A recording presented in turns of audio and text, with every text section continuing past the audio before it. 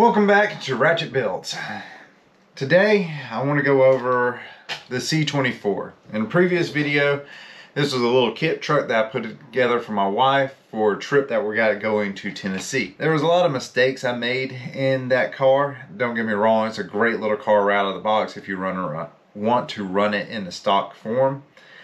But I wanted to give it a little bit more weight, have a little bit better crawling capabilities, and I actually did just the opposite whenever I did the upgrades to it. So all the little kits that I bought for it, the shocks that came with the kit, were a little bit too stiff. It wasn't flexing like it was supposed to when it would go over rocks. It was real bumpy.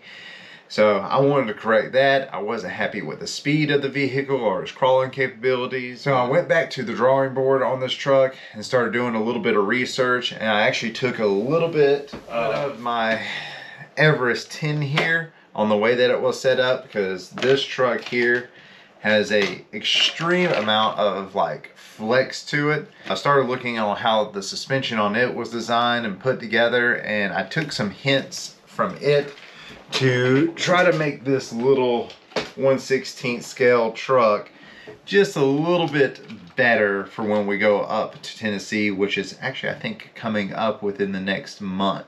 So let's get into some of the modifications and changes since the last video. Motor is now a brushless motor, 5,200 kV motor, is a 18 turn, I do believe, is what it claims to be. We also have a 2-speed transmission in here, servo added. I also had to move the transmission back just a little bit to give a little bit more grip on these drive shafts, because it had extended my back drive shaft to the bare max, and this was almost closed all the way in. So we shifted that back so that way we're not having any kind of binding issues on it. I went ahead and adjusted all the linkages to get my differential drive line just a little bit better of an angle so it wasn't binding. I took a tip from my Everest tin on my shocks here. Instead of mounting them in the straight and up and down position, I actually moved them into an angle so that way I can get a little bit more flex out of the truck. And as you can see here, she has definitely got a lot more than the previous video. When we take it for its test run, you'll really be able to see.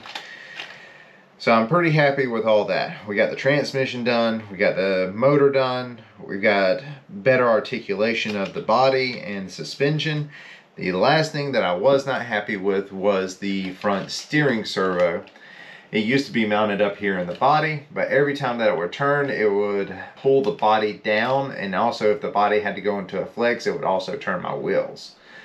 I wasn't too happy with that, so I actually found this cheap little kit to mount it right here on top of the axle to eliminate that. Up here where this metal plate used to be, that came from the front all the way to the back, I had to cut this section out of it here, so that way the servo, whenever you actually go down, it would have the clearance coming through, and especially when it starts going into these angles.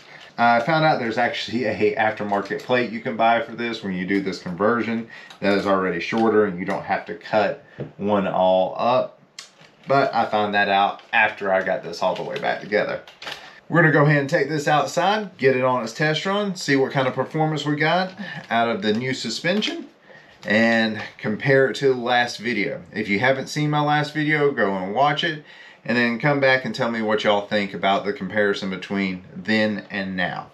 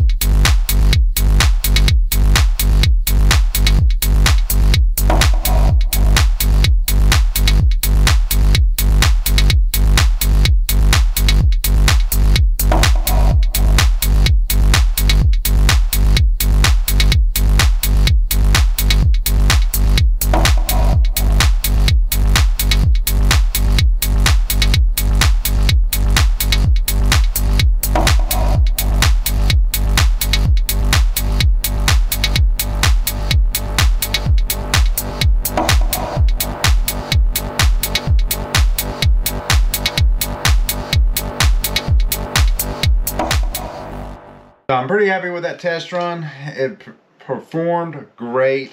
The articulation in the suspension and my clearance is a lot better. I definitely made it up certain parts of that course that in the stock form and also the first upgrade, it wouldn't even go up without some help. It still has issues on those first couple of boards that are kind of slick. Like I said, if these tires were a little bit gummier or a little bit more supple, it would actually grip and crawl up those areas a lot easier without having to have assistance. Just check out the other video, tell me what you think, and thank you for watching. Like and subscribe, and y'all have a great day. Thank you.